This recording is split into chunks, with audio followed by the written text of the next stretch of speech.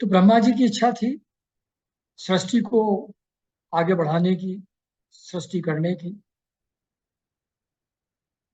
लेकिन जब वो अपने जन्म स्थान उस कमल के ऊपर बैठे हुए थे, तो कमल और अपने अलावा उनको जल, आकाश और वायु, इन 5 तत्वों के अलावा और कुछ दिखाई नहीं पड़ा।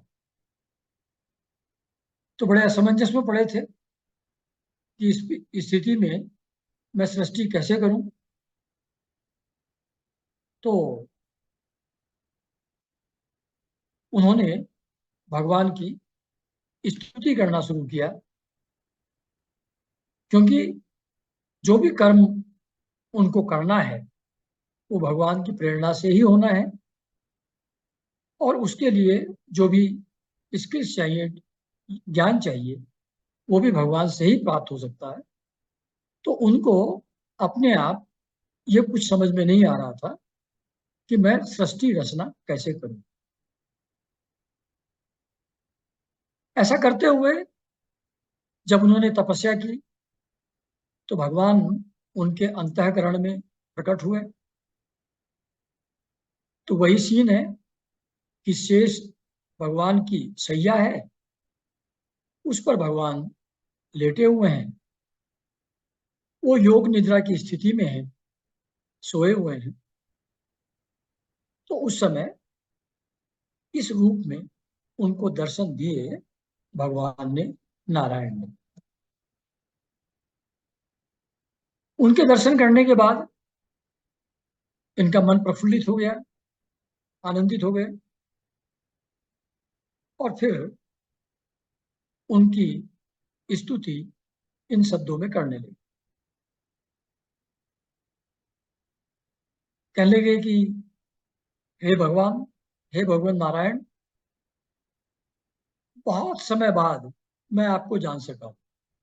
क्योंकि पहले वो अपने दम पर करना चाह रहे थे। कमल नाल के तंतु में प्रवेश किए, 100 वर्ष तक ढूंढते रहे, और नाभि प्रदेश के पास पहुंचकर भी उनको भगवान का कुछ अता पता नहीं चला। फिर वापस आकर के कमल पर बैठ गए थे। फिर उन्होंने भगवान के लिए, दर्शन के लिए तपस्या की, और उस तपस्या के प्रभाव से फिर उन्होंने उनको अपने अंतःकरण में ही देखा। तो पहले नहीं देख पा रहे थे। जब देखा तो कहते हैं कि बहुत समय बाद मैं आपको जान सका हूं, आपके दर्शन प्राप्त कर चुका हूं। कैसे दुर्भाग्य की बात है कि सभी जीव आपके स्वरूप को नहीं जानते। वो ये बात नहीं समझते कि आपके सिवाय कोई वस्तु है ही नहीं, और जो भी हमको दिखाई पड़ता है, जो वस्तु हमको प्रतीत होती है, वो सत्य नहीं है। वो माया के गुणों के कारण आप ही अनेक रूपों में प्रतीत हो रहे हैं। मतलब ये जो जगत हम देख रहे हैं, ये भगवान ही अलग अलग रूपों में हमको दिख रहे हैं। जल के रूप में भी वही है, वायु के रूप में भी वही है, वृक्षों के रूप में भी वही है, जीव जंतुओं के रूप में भी वही है। तो ये बात लोग समझ नहीं पाते, जबकि इतना डिफिकल्ट नहीं है समझना। क्योंकि जैसे एक ही गोल्ड से गले का हार भी बन सकता है, कान के कुंडल भी बन सकते हैं, नाक की नथ भी बन सकती है, पायजेब भी बन सकती है, करधनी भी बन सकती है। उससे अलग अलग टाइप की मूर्तियां भी आप बना सकते हैं। देवता की मूर्ति बना सकते हैं, राक्षस की मूर्ति भी बना सकते हैं, कुछ भी बना सकते हैं। और जैसा बना देते हैं, उसको एक नाम दे देते हैं, और उसका एक रूप अलग दिखाई पड़ता है। तो ये अलग अलग नाम, अलग अलग रूप का जगत एक ही गोल्ड से बनी हुई चीजें हैं। यानी कि सोर्स जो है सब चीजों का, और बिल्डिंग ब्लॉक एक ही है। तो वो माया के कारण से अलग अलग दिखाई पड़ता है। मतलब अलग अलग शेप दे दिया गया है, अलग अलग गुण उसके अंदर पैदा कर दिए गए हैं। लेकिन बेसिक मैटर एक ही है, बेसिक थिंग एक ही है, भगवान स्वयं। जहां तक आपका अपना सवाल है भगवान का, उनके अंदर चित्त शक्ति हमेशा प्रकाशित रहती है, यानी कि कॉन्शियसनेस इज ऑलवेज देयर।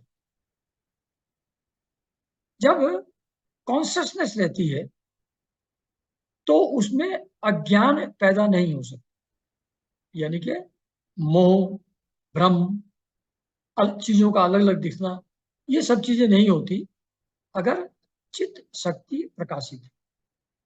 मतलब जैसे ध्यान की दशा में कभी कभी हम लोगों से कई लोगों ने अनुभव किया होगा कि जब वहां प्योर अवेयरनेस, चेतना का थोड़ी देर के लिए भी अनुभव होता है तो उस समय कुछ भी और दिखाई नहीं पड़ता। वो एक परम शांति और आनंद की शक्ति स्थिति होती है जहां चेतना प्रकट है, जहां चेतना का ज्ञान आपको है। जिस समय भगवान के अंदर वो चित्त शक्ति परमानेंट है, हमेशा रहती है, एटर्नल है, इसलिए उनको कोई अज्ञान, कोई मोह, कोई दुख, कोई सुख, कुछ भी चीज उनका स्पर्श नहीं कर सकती। ये सुख दुख का खेल जो चलता है, ये चित्त शक्ति के न रहने के कारण होता है। मतलब दो at the root consciousness is there,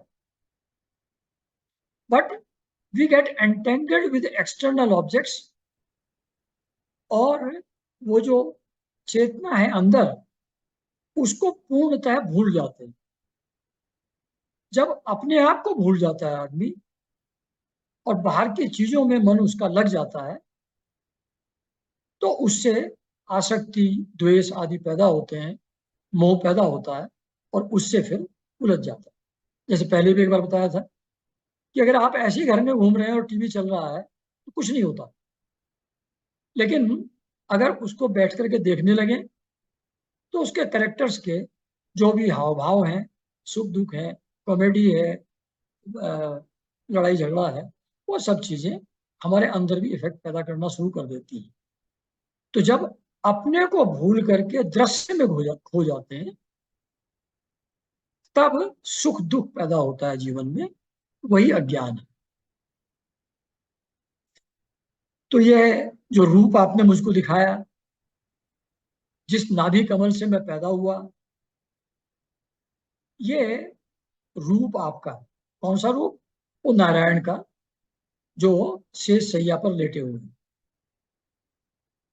ये रूप सैकड़ों अवतारों का मूल है, यानी कि जितने भी अवतार प्रकट हुए हैं, राम, कृष्ण, वराह अवतार एटसेट्रा, वो सब उसी नारायण भगवान से ही प्रकट हुए हैं।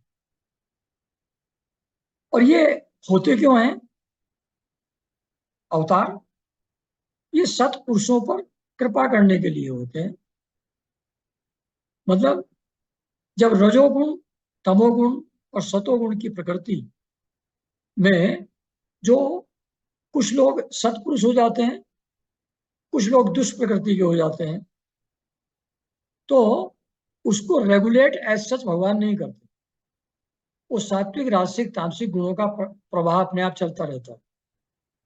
तो जब राजसिक और तामसिक प्रकृति के लोग सात्विक प्रकृति लोगों को परेशान करना शुरू करते हैं तो उन सत्पुरुषों की सहायता के लिए भगवान अवतार लेते हैं। तो ये जो रूप, नारायण रूप, जो आपने अपने अंतःकरण में मुझको दिखाया है, ये फर्स्ट मैनिफेस्टेशन आपका है। मतलब भगवान तो निर्गुण और निराकार हैं, उनके अंदर तो रूप गुण कोई है नहीं, लेकिन सत्पुरुषों पर कृपा करने के लिए ये फर्स्ट मैनिफेस्टेशन, जो पहला रूप उन्होंने प्रकट किया भगवान ने, वो नारायण का रूप है जो शेषैया पर लेटे हुए। आपका जो रियल स्वरूप है वो तो आनंद मात्र है, भेद रहित है, विदाउट एनी डिस्टिंक्शन है, अखंड है, यानी कि वो एक ही सब जगह व्याप्त है, उसमें अलग अलग उसके पार्ट्स नहीं है, और वो तेजोमय है, वो प्रकाशवान है, स्वतः प्रकाशित है, किसी के प्रकाश से प्रकाशित नहीं होता, वो तेजोमय अपने आप में है। तो वो जो आपका निर्गुण निराकार रूप है, जो आनंद मात्र, भेद रहित, अखंड और तेजोमय है, उसको भी मैं इस रूप से भिन्न नहीं समझता। ये जो आप मेरी दृष्टि के सामने दिख रहे हैं नारायण रूप में लेटे हुए, इसमें और उसमें मैं कोई अंतर नहीं समझता, क्योंकि वो भी यही आप ही हैं, ये भी वही है, यानी कि सगुण और निर्गुण ब्रह्म में कोई अंतर नहीं है।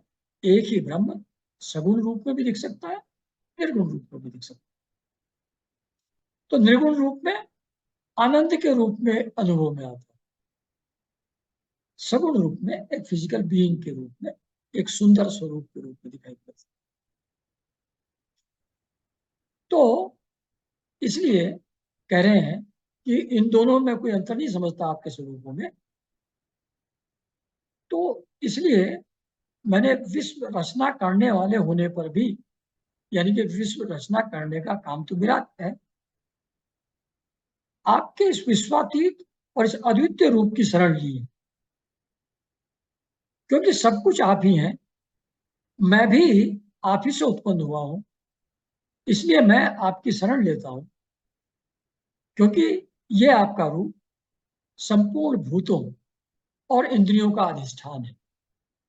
सभी इंद्रियां, पंच महाभूत, सभी कुछ इसे से उत्पन्न हुआ है। मैं तो आपका उपासक हूं, और मेरे हित में ही आपने अपना यह रूप मेरे सामने प्रकट किया है, नारायण रूप। जो पापात्मा है, जो विषयों में आसक्त है, वे जीव इस रूप को एप्रिशिएट नहीं कर पाते, इसको ड्यू रेस्पेक्ट पे नहीं कर पाते, वो इसका अनादर करते हैं। लेकिन ये वही है जो निर्गुण निराकार रूप है, वही ये भी है। तो मैं इस रूप में भी आपको बार बार नमस्कार करता हूं। कहते हैं फिर आगे, भगवान को कह रहे हैं ब्रह्मा जी, मेरे स्वामी, जो लोग वेद रूप वायु से लाई हुई सुगंध, कमल कोश की गंध को कर्णपुटों में ग्रहण करते हैं, यानी कि वेदों में भगवान के बारे में बहुत कुछ कहा गया है। वेदों की जो ऋचाएं हैं, वो भगवान के चरण कमलों की कुछ सुगंध लाने का प्रयास करती है, क्योंकि भगवान का वर्णन करना तो संभव नहीं है, वो तो अनंत है, निर्गुण निराकार है। लेकिन वेद कुछ इशारा करते हैं, उन शब्दों में कुछ हल्की सी सुगंध उनके चरण कमलों की, भगवान के, आती है। उसको जो ग्रहण करते हैं अपने कर्णों में, अपने कान से, उन वेद की ऋचाओं को जो सुनते हैं, जिसमें थोड़ी सी भनक, थोड़ी सी झलक भगवान की है, तो जो ऐसा करते हैं, जो सुनते हैं उसको, उन भक्तजनों के हृदय कमल से आप कभी भी दूर नहीं हो, क्योंकि ऐसा करने से जो वो वेद रूपी वायु की सुगंध जब वो उनके कानों में प्रवेश करती है, तो उनके अंदर पराभक्ति पैदा होती है, और उस पराभक्ति की डोरी से वो आपके पैरों को बांध लेते हैं। तो उन भक्तों के हृदय से आप कभी भी दूर नहीं होते, हमेशा उनके हृदय में बसे रहते, जब तक कि जीवों को आपके अभयप्रद, अभय देने वाले, आपको फियरलेस कर देने वाले चरणार विंदों का आश्रय नहीं मिलता।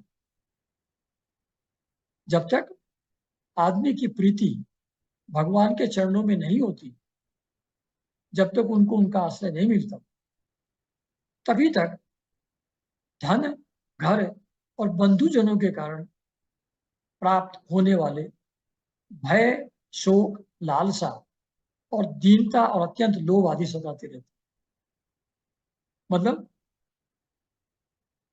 जब तक भगवान के चरणों में प्रीति नहीं होती, तब तक धन की चिंता, घर की चिंता, बंधुजनों की चिंता, ये योग और क्षेम दोनों, धन को प्राप्त करना, घर प्राप्त करना, बंधुजनों को पाना और वो बने रहें, ये इच्छा, इसके कारण से भय पैदा होता है कि कहीं चले ना जाए, शोक पैदा होता है अगर नष्ट हो जाए, ना हो तो लालसा बनी रहती है पाने की, और मिल जाए तो उनका फेवर सीख करने के लिए बहुत दीन भाव हो जाता है व्यक्ति का, और अत्यंत लोभ, ग्रीड भी उनके अंदर पैदा होती है। तो एक्सटर्नल ऑब्जेक्ट्स के प्रति आसक्ति और उसके कारण होने वाली परेशानियां, ये आदमी को तभी तक सताती हैं जब तक उसकी प्रीति भगवान के चरणों में न हो जाए, जो सब प्रकार से उसको अभय दान दे देती है। तो ये मेरेपन का दुराग्रह, मैं और मेरे का भाव भी तभी तक रहता है जब तक आपके चरणों में अनुरक्ति ना हो जाए, और यही दुख का एकमात्र कारण है। तो लेकिन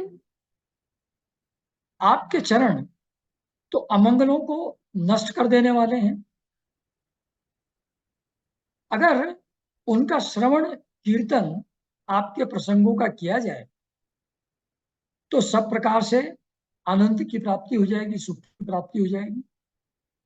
लेकिन लोग अपने मन को श्रवण कीर्तन आदि में न लगा करके जो एब्सोल्युटली ट्रांजिटरी लेस मात्र विषय सुख है, जो सेंस ऑब्जेक्ट से थोड़ा बहुत सुख का आभास जो उनमें होता है, जो कि बहुत ही इनसिग्निफिकेंट है एज कंपेयर टू द आनंद जो भगवान के चरणों के प्रीति से पैदा होता है। लेकिन लोग वैसा नहीं करते और विषय सुख के लिए, लेस मात्र विषय सुख के लिए, इनसिग्निफिकेंट सुख के लिए दीन रहते हैं, मन मन ही लालायित रहते हैं, फैंटेसीज में खोए रहते हैं, मनोभाव में खोए रहते हैं, और उनको प्राप्त करने के लिए न जाने कैसे कैसे दुष्कर्म करते रहते हैं। कोई रेप कर देता है, ऐसे सीरियस दुष्कर्म में चला जाता है एक क्षणिक सुख की प्राप्ति के लिए। तो जो इस तरीके की एक्टिविटीज में लगे हुए हैं, ये इन बेचारों की बुद्धि देव ने हर ली, और कुछ वो जो दूसरे से सुख पाने की इच्छा के लिए भिखारी की तरह गिड़गिड़ाते रहते हैं दूसरे के सामने, वो दीन भाव है, तो वो भी एक क्षणिक सुख के लिए वैसी स्थिति बनती है जहां एक दीनता का भाव पैदा हो। तो ये जो इस तरीके से लोग सफर कर रहे हैं क्षणिक सुख के लिए, ये इनकी बुद्धि देव ने हर ली है। ये आपकी माया के चंगुल में फंसे हुए हैं, अविद्या से ग्रसित। और ये जो प्रजा है, भूख प्यास, वात पित्त कफ, सर्दी गर्मी, एक दूसरे से झगड़ा, कामाग्नि और दूसरे क्रोध से बार बार कष्ट होते पाते रहते हैं, इससे मेरा मन बड़ा खिन्न होता है, ऐसा कह रहे हैं ब्रह्मा जी। अब देखो इंटरेस्टिंग बात यहां, अभी तो सृष्टि हुई ही नहीं,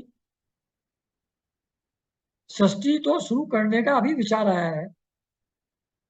तो ये प्रजा की भूख प्यास, प्रजा को वात पित्त कफ और सर्दी गर्मी, एक दूसरे से झगड़ा, कामाग्नि और दूसरा क्रोध, ये बार बार कष्ट होते देख करके प्रजा के लिए मेरा मन खिन्न होता है, ऐसा क्यों कह रहे हैं वो? तो इसलिए कि जो नारायण भगवान लेटे हुए हैं वो पूरे विश्व को अपने अंदर समेट के लेटे हुए हैं, और जब उन्होंने नारायण देव को देखा तो उनके अंदर वो समस्त लोग भी उन्होंने देखे और समस्त प्रजा भी उन्होंने वहां देखी। तो ये उसको रेफर कर रहे हैं। अच्छा, अदरवाइज लगेगा अभी तो पैदा भी नहीं हुए, तो अभी कहाँ से प्रजा को भूख प्यास कहाँ से आ गई? अच्छा, खैर, तो जब तक मनुष्य इंद्रिय और विषय रूपी माया के प्रभाव से अपने आप को आपसे भिन्न समझता है, उसके संसार चक्र की निवृत्ति नहीं होती। जब तक यह मनुष्य इंद्रिय और विषय रूपी माया के प्रभाव से अपने आप को आपसे भिन्न समझता है, तब तक संसार चक्र की निवृत्ति नहीं होती। तो ये क्या कह रहे हैं? माया, हाउ डज इट एक्ट? माया फंसाती कैसे? माया के प्रभाव से होता क्या है? कहते हैं इंद्रिय और विषय रूपी माया के प्रभाव से। तो माया ने इंद्रियां क्रिएट की हमारे अंदर, इंद्रियों के इंजॉयमेंट के लिए विषय क्रिएट किए, एक्सटर्नल ऑब्जेक्ट्स क्रिएट किए। तो वो इंद्रियां स्वाभाविक रूप से विषयों के पीछे दौड़ती हैं, सेंस ऑब्जेक्ट्स की तरफ दौड़ती हैं, सेंसेस। माया ने ऐसा उनको क्रिएट किया है, तो उसके प्रभाव के कारण से ऐसा होता। जब तक इस नेचुरल प्रोसेस के अंदर आप फंसे हुए हैं, जब तक आपकी इंद्रियां विषय सुख की खोज में बाहर दौड़ रही हैं, तब तक संसार चक्र की निवृत्ति नहीं होती। पाप और पुण्य कर्म होते रहते हैं बिकॉज ऑफ दिस, और ये संसार चक्र कंटिन्यूअसली चलता चला जाता, चलता चला जाता। ये संसार चक्र वास्तव में है तो मिथ्या, मतलब it only appears, actually it is not there. है तो वो अकेले भगवान ही, ये तो इल्यूजन क्रिएट हो गया सब अलग अलग ही।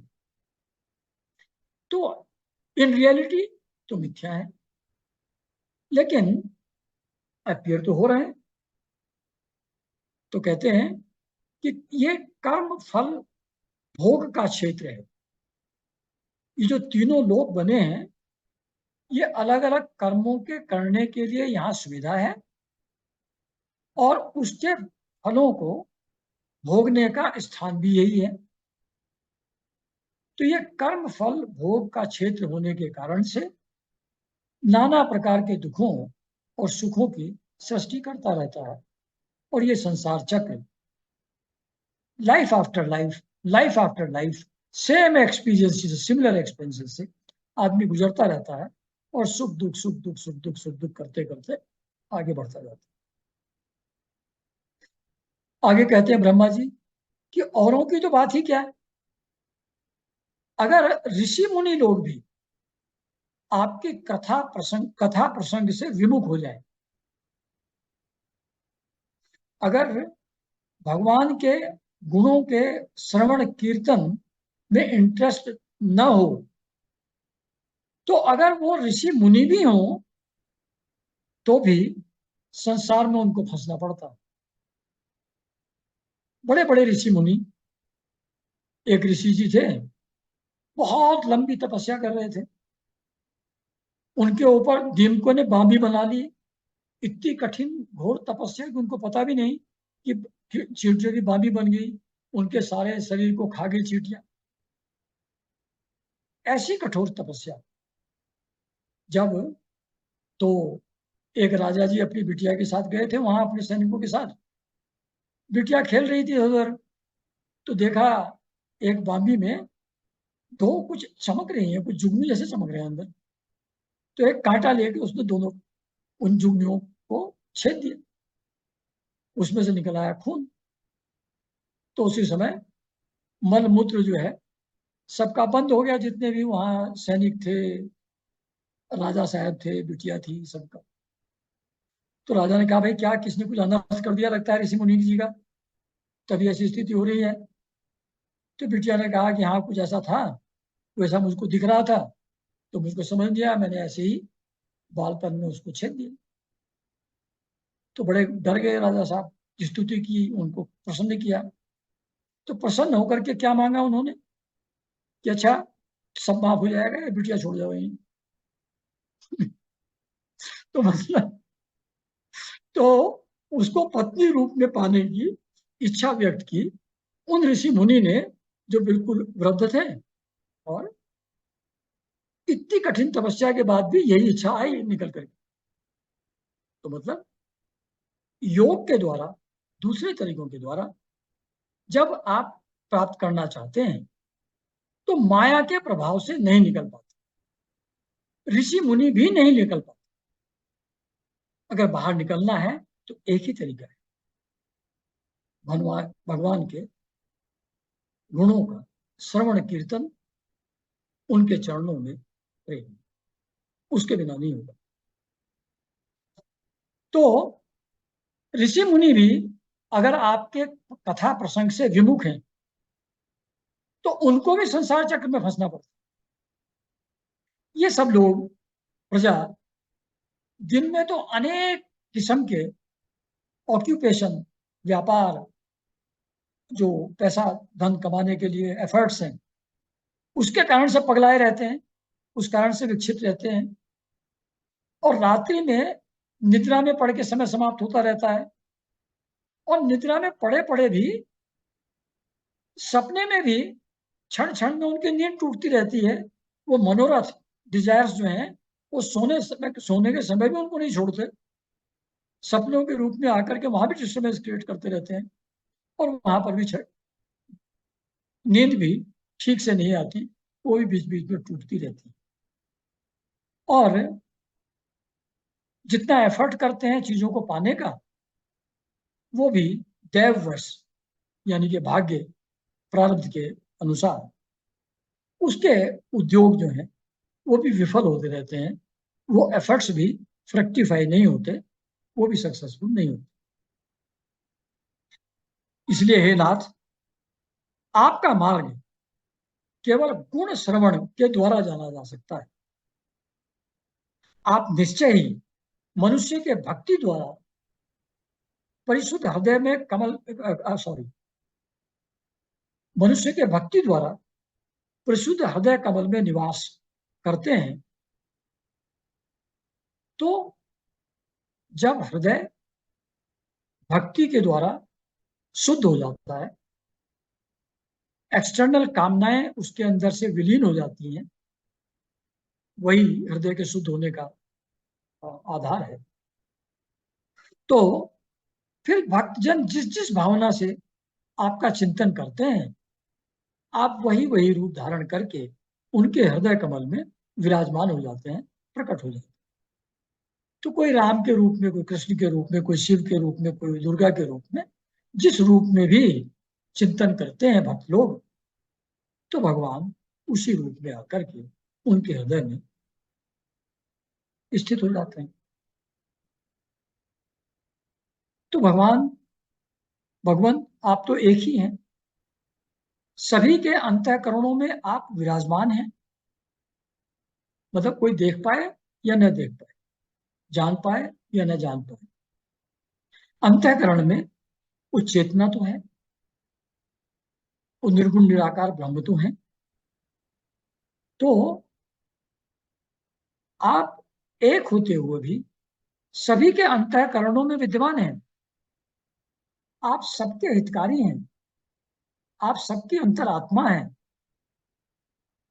देवता लोग भी बहुत कामनाएं रख करके जब विपुल सामग्रियों के द्वारा आपका पूजन करते हैं तो भी आप उतने प्रसन्न नहीं होते जितने संपूर्ण प्राणियों पर दया करने से होते।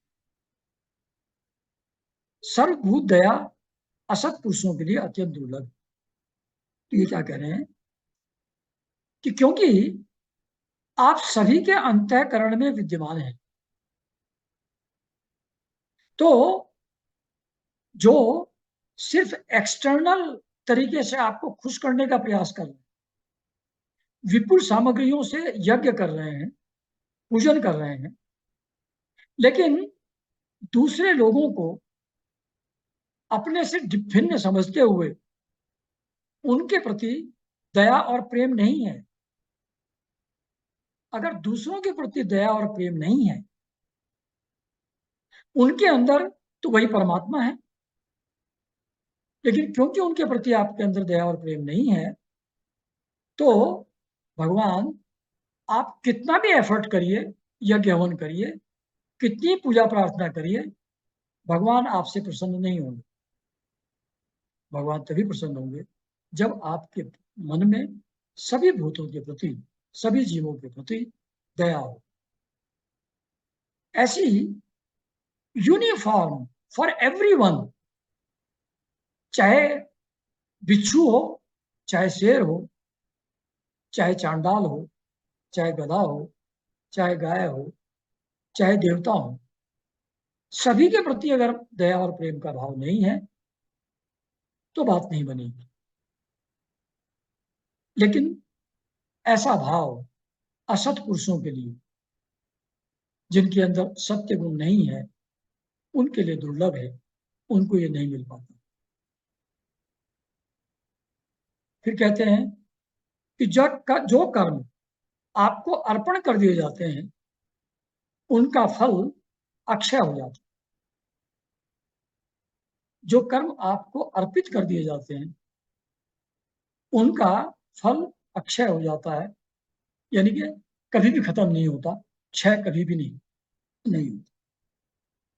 तो यही बात हो रही थी। अब शुरू में हम बात कर रहे थे इनफॉर्मल, कि कर्म को अर्पण करने का मतलब क्या। कर्म को अर्पित करें तो उस कर्म का फल अक्षय हो जाएगा, लेकिन कर्म को अर्पित कैसे किया जाए ये तो यहां नहीं लिखा है। तो गोदावरीकर महाराज का मैं देख रहा था, तो उन्होंने बताया कि कई तरीके से समझाया उन्होंने इस बात को। एक ये बताया कि किसी भी कर्म करने के पहले भगवान का स्मरण किया जाए, कर्म करते हुए भी भगवान का स्मरण बना रहे, तो वो कर्म भगवान को समर्पित हो जाएगा। एक दूसरी जगह कहा है कि अगर आप हर कर्म को जो एक गिवन सिचुएशन में आपकी ड्यूटी है, ड्यूटी के रूप में करें विदाउट एनी एक्सपेक्टेशन, और अपने मन में अच्छी तरह से ये जानते रहें कि भगवान ही सब कुछ करने वाले हैं, मैं तो सिर्फ एक टूल हूं, एक निमित्त मात्र हूं। तो अपने आप को सिर्फ एक निमित्त, एक टूल के रूप में समझना और कर्मों के रियल कर्ता भगवान को ही समझना, ऐसा समझते हुए कि भगवान ही करने वाले हैं, मैं तो उनके हाथ में एक टूल हूं, एक निमित्त मात्र हूं, ऐसे भाव से जब अपनी ड्यूटी को ठीक से परफॉर्म करेंगे, ड्यूटी मीन्स जो भी काम सामने अपने आप आ पड़े, पारिवारिक आदमी हैं तो उनके खाने पीने का इंतजाम करना आपकी ड्यूटी है। ऑफिस में जाते हैं तो जैसे जो विभाग चाहता है, जिस तरीके से काम करवाना चाहता है, उस तरीके से काम करना आपकी ड्यूटी है। तो अपनी ड्यूटी को सिंसियरली परफॉर्म करते रहें और ये जानते रहें कि मैं तो निमित्त मात्र हूं, करने वाले तो सब भगवान ही हैं, जो होना है अल्टीमेट रिजल्ट वो भी भगवान के ही हाथ में है, मैं सिर्फ निमित्त में। ऐसे भाव से जो काम करेंगे वो कर्म अपने आप भगवान को अर्पित माना जाएगा, भगवान को समर्पित हो जाएगा। तो कहते हैं कि जो कर्म आपको अर्पित कर दिया जाता है उसका फल क्षय होता है। नाना प्रकार के कर्म जैसे यज्ञ, दान, तपस्या और व्रत आदि आपकी प्रसन्नता के लिए ही किए जाते हैं, क्योंकि अगर आप प्रसन्न हो जाएं तो फिर ऐसा कौन सा फल है जो हमें सुलभ नहीं हो जाएगा। तो हर चीज का ऑब्जेक्ट एक ही है कि भगवान प्रसन्न हो। फिर आगे कहते हैं कि आप सर्वदा अपने स्वरूप के प्रकाश से आनंदित रहते हैं, उससे भेद भ्रम रूप अंधकार का नाश होता रहता है।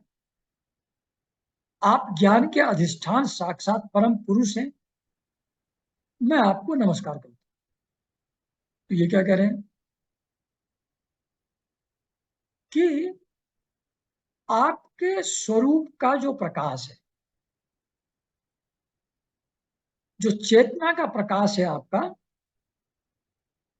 वो भेद भ्रम रूप अंधकार का नाश करने वाला। यानी कि हम लोगों को, क्योंकि उस चेतन तत्व में स्थित हम नहीं हैं, वो प्रकाश, चेतना का प्रकाश के प्रति अवेयरनेस अभी हमारी नहीं है, उसका एक्सपीरियंस नहीं है, तो हमको भेद भ्रम दिखाई पड़ता है, हमको अच्छा बुरा गलत सही दिखाई पड़ता है।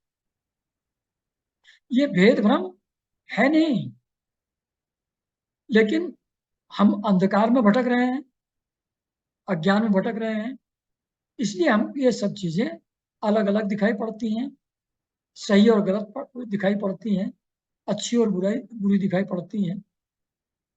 लेकिन आपके स्वरूप में तो प्रकाश है, वहां ये भेद भ्रम नहीं है।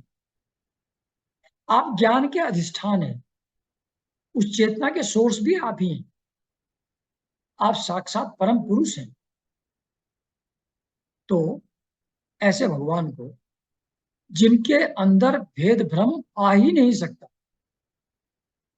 जो अपने ज्ञान से आत्मा राम है, उनको मैं नमस्कार करता हूं। तो मतलब इन चीजों का डिस्कशन इसलिए किया जाता है कि all of us have that intrinsic चेतना, सबके अंदर है। हम भी उसको अगर पहचान लें तो हमारी भी स्थिति वही होगी जो भगवान के बारे में यहां कहा जा रहा है। फिर कहते हैं कि जो उत्पत्ति और स्थिति, लय इस संसार की होती रहती है, वो आपकी माया की लीला है, आपकी माया का खेल है, वो वास्तव में कुछ भी नहीं है। मैं आपको फिर बार बार नमस्कार करता हूं, जो इस माया के पति, मायापति। कहते हैं जो व्यक्ति, जो जीव प्राण त्याग के समय विवश होकर भी आपके नाम का उच्चारण कर लेता, मृत्यु के समय श्रद्धापूर्वक नहीं, विवश होकर के, डर के या किसी भी तरीके से आपके नाम का उच्चारण मृत्यु के समय कर लेता है, उसके अनेक जन्मों के पाप क्षय हो जाते हैं और वो माया के आवरण को पार कर, माया के आवरण से रहित ब्रह्म पद को प्राप्त कर लेता है। आप नित्य हैं, अजन्मा है। जो इनमें आप में शरण लेता है वो मोक्ष को प्राप्त हो जाता है। इस विश्व वृक्ष के रूप में आप ही हैं। आप ही जगत की उत्पत्ति और मेरी उत्पत्ति के कारण है, और मेरे रूप में, अपने रूप में और महादेव जी के रूप में तीन प्रधान शाखाओं में विभक्त हो जाते हैं। मतलब आप एक ही हैं, तो उत्पत्ति के लिए आप ब्रह्मा रूप एक शाखा हो जाते हैं उस वृक्ष की, स्थिति के लिए विष्णु रूप शाखा हो जाते हैं, और प्रलय के लिए महादेव रूपी शाखा आप ही हो जाते हैं। तो आप तीन तीन प्रधान शाखाओं में विभक्त हो जाते हैं, सृष्टि और उत्पत्ति और लय की।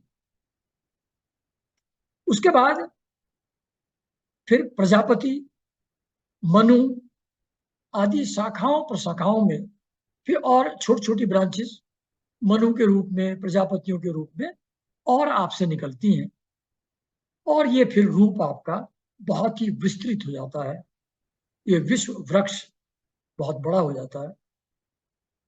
तो ऐसे आपके रूप को, जो एक ही आप पहले तीन रूपों में विभक्त हुए, ब्रह्मा विष्णु महेश, फिर मनु प्रजापति आदियों के रूप में प्रकट हुए, फिर उनकी संतति के रूप में बढ़ते गए बढ़ते गए बढ़ते गए, तो जो आप एक ही इन सब रूपों में फैलते चले जाते हैं, उस रूप को मैं नमस्कार करता हूं। आपने अपनी आराधना को लोगों के लिए कल्याणकारी स्वधर्म बताया है। भगवान अपने आप ही बार बार कभी कृष्ण के रूप से, कभी किसी दूसरे रूप से बताते रहते हैं कि मेरी आराधना करो, उसी से तुम्हारा कल्याण होगा। तुम्हारा स्वधर्म मेरी आराधना करना है। लेकिन लोग उसको सुनते नहीं, उसके प्रति इंडिफरेंट होकर के, उससे उदासीन रह करके विपरीत कर्मों में, निषिद्ध कर्मों में, यानी कि आराधना करने के बजाय दूसरे दूसरे कामों में लगे रहते हैं। तो ऐसे लोग जो आपको भूल करके, आपसे इंडिफरेंट रह करके एक प्रमाद की स्थिति में पड़े हुए हैं, एक मेक बिलीव वर्ल्ड में पड़े हुए हैं, उसको सत्य समझ रहे हैं, और उस जीवन से लोग बड़ी बड़ी आशाएं पालते हैं कि अब मैं इतना बड़ा हो जाऊंगा, फिर ये कमा लूंगा, फिर ये पालूंगा, ये कर लूंगा। तो बड़ी बड़ी कामनाएं लेकर के बहुत एफर्ट करते हैं, बहुत आशाएं पालते हैं। तो ये जो आशाएं बढ़ती रहती हैं जीवों की, उसको जो बड़ी शीघ्रता से सावधान होकर काटता रहता, वो जो बलवान काल है, वो भी आपका ही रूप है। मैं उसे नमस्कार करता हूँ।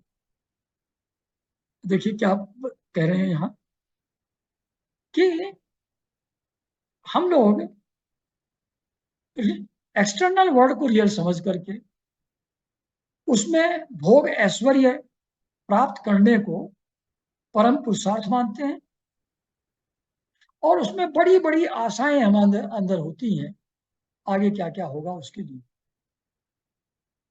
ये आशाएं अगर ऐसे ही चलती रहें, ऐसे फुलफिल होती रहें, तो उसी में फंसा रहेगा आदमी। उन आशाओं को तोड़ देता है, काट देता है भगवान का काल।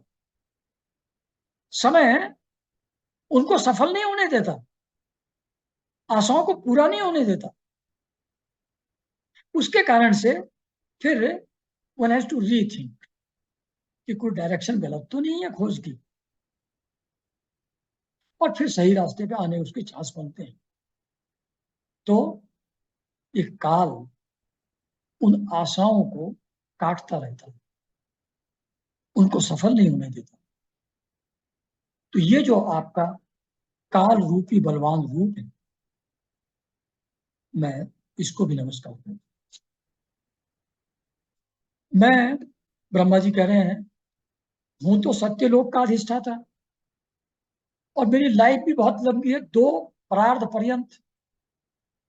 प्रार्ध पहले भी एक बार बताया था आप लोगों को। 1000 चतुर्युगी का एक दिन होता है, 1000 चतुर्युगी की एक रात होती है ब्रह्मा जी की। इस क्रम से जब वो 100 वर्ष पूरे हो जाते हैं तो उसको दो परार्ध कहते हैं। तो इतनी लंबी उनकी आयु है। लेकिन लंबी कितनी भी है तो आयु समाप्त तो होगी। मच्छर 7 दिन में मर जाता है, आदमी 100 साल में मरता है, लेकिन मरते तो दोनों हैं। अब 7 दिन में मरेगी, 100 साल में मरेगा, क्या है। ऐसे उनका भी दो परार्थ की आयु है। मैं भी लोगों के वंदनीय आपके काल रूप से मैं भी डरता रहता हूं, और उससे बचने के लिए और आपको प्राप्त करने के लिए ही मैंने भी तपस्या की है। आप जानते हैं ये बात, आप उस बात के साक्षी हैं। तो ऐसे आपको, जिनके काल से मैं भी डरता हूं, उस आपके रूप को, काल भगवान को मैं नमस्कार करता हूं। फिर आगे कहते हैं, आप पूर्ण काम है, आपको किसी विषय सुख की इच्छा नहीं है, तथापि अपनी बनाई हुई धर्म मर्यादा की रक्षा के लिए पशु पक्षी मनुष्य आदि योनियों में अवतार लेते रहते हैं। तो मतलब उन्होंने सृष्टि के लिए एक धर्म की मर्यादा बनाई। वेद उन्हीं की वाणी है, उसमें अच्छे कर्म और निषिद्ध कर्म का पूरा डिस्कशन है। कैसे जीवन जीना चाहिए उसकी पूरी व्यवस्था है।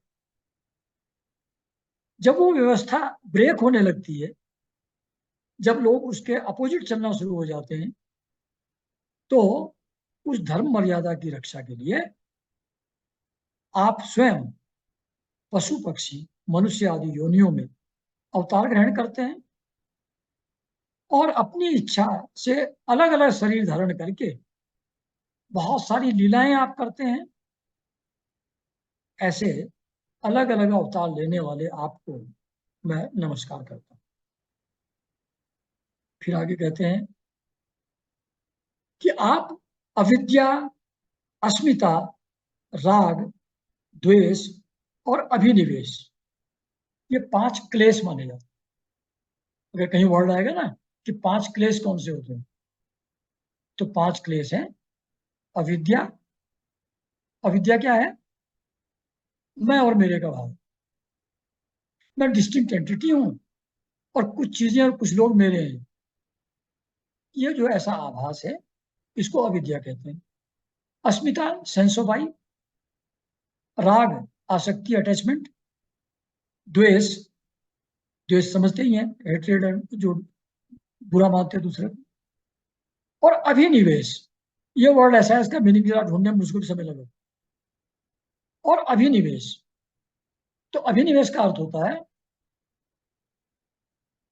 दो मीनिंग दिए हैं। एक जिजीविषा, यानी कि जीने की इच्छा, मतलब बहुत कष्ट में आदमी पड़ा हुआ है, तड़प रहा है, मरना नहीं चाहता, कोई ठीक होने की आशा नहीं है, फिर भी मरना नहीं चाहता। भगवान किसी तरीके बचा ले, डॉक्टर कुछ कर दे, कोई ब्लेस कर दे, मैं बच जाऊं। जिजीविषा, बहुत एडवर्स सर्कमस्टेंस होने के बाद भी जीने की इच्छा। और मृत्यु का भय, ये दोनों अभिनिवेश के मीनिंग है। तो जब आदमी ज्ञान ध्यान के द्वारा अंतिम स्टेज पर पहुंचता है, मोक्ष के करीब पहुंचता है, तो वहां ये जिजीविषा या मृत्यु का भय, आइडेंटिटी खोने का भय, अपने मैं का समाप्त हो जाना, इसका भय, वो आड़े आ जाता है और मोक्ष के रास्ते में बाधा बन जाता है। ये अभिनिवेश है। एक पिक्चर थी ना देवानंद की, कौन सी थी वो, कोई बताएगा? देवानंद की एक पिक्चर थी जिसमें वो साधु बन गया था और बाद में मरने जा रहा था, लगा उसको जैसे मर जाऊंगा मैं। तो वो कहता है कि नहीं नहीं, गाइड। है गाइड, हाँ, guide. Correct correct correct, guide. तो गाइड पिक्चर में वो बिल्कुल मोक्ष के नजदीक पहुंचता है, देवानंद फ्री होने को है, लेकिन उसकी ईगो एक लास्ट अटेम्प्ट मारती है वो नीचे पड़ा हुआ है, कहता है मैं मरना नहीं चाहता, मैं जीना चाहता हूं। अहंकार, मैं भाव, विशेष टू कंटिन्यू, जिजीविषा,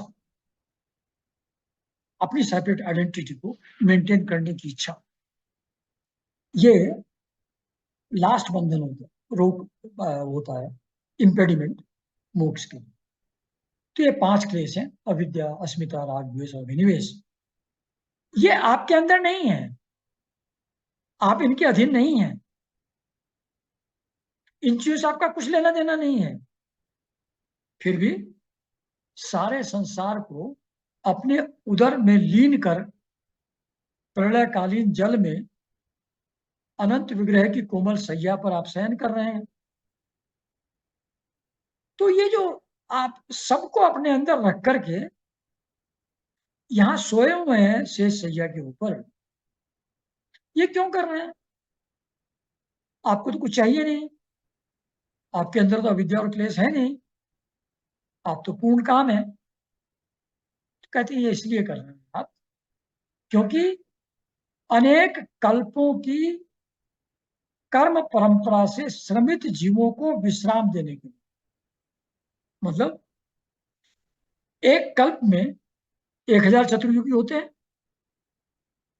उसमें हम लोग कितनी बार पैदा होते हैं मरते हैं, पैदा होते हैं मरते हैं, पैदा होते हैं मरते जाते हैं, millions and millions of times. और उसमें तरह तरह के झंझट हम लोग लाइफ में फील करते जाते हैं, उससे जीव थक जाते हैं बेचारे। तो ये जो फिर एक कल्प सोते हैं भगवान सबको अपने अंदर लीन करके, तो ये बेचारे जो थके मांदे जीव हैं, जो कंटिन्यूअस एक्टिविटी से 1000 सहस्त्र युगी से परेशान हो गए हैं, उनको आराम देने के लिए कर रहे हैं। जैसे हम लोग रात में सो जाते हैं जस्ट टू रिलैक्स, दिन भर की थकान मिटाने के लिए सो जाते हैं। तो ऐसे ही सभी जीवों की कल्पों तक की जन्म यात्रा में प्राप्त हुए हुए श्रम को आराम देने के लिए भगवान सबको अपने अंदर लीन करके सो जाते हैं शेष सैया के ऊपर फॉर वन कल्प, यानी कि 1000 चतुर्युगी। आपके नाभि कमल से मेरा जन्म हुआ है, ये पूरा विश्व आपके उदर में समाया हुआ है, और अब मैं आपकी कृपा से त्रिलोकी की रचना करने के काम में प्रवृत्त हुआ हूं। इसलिए अब आप अपनी योग निद्रा का त्याग कर दीजिए, अपने नेत्र कमल थोड़ा विकसित करिए और अब जगिए। मैं आपको नमस्कार करता हूं। तो जगत के सुहृद आत्मा शरणागतों पर कृपा करने के लिए ही आप हैं। जिस ज्ञान और ऐश्वर्य से विश्व को आनंदित आप करते हैं, मेरी बुद्धि को भी उससे युक्त कर दीजिए। कहते हैं आप खुद सबके हितैषी हैं, सबकी आत्मा हैं, शरणागतों पर आप कृपा करते हैं। तो जिस ज्ञान और ऐश्वर्य से आप विश्व को आनंदित करते हैं, उस ज्ञान और ऐश्वर्य से मेरी बुद्धि को भी युक्त कर दीजिए, जिससे मैं पूर्व कल्प के अनुसार समान रचना कर सकूं। अब समय हो गया काफी ज्यादा, और ये पूरा हुआ नहीं, अभी 10 मिनट का और बचा है, इसलिए इसको यहीं ब्रेक कर देते हैं। फिर बाकी अगले संडे कंटिन्यू करेंगे। ठीक है, नमस्कार एवरीबॉडी।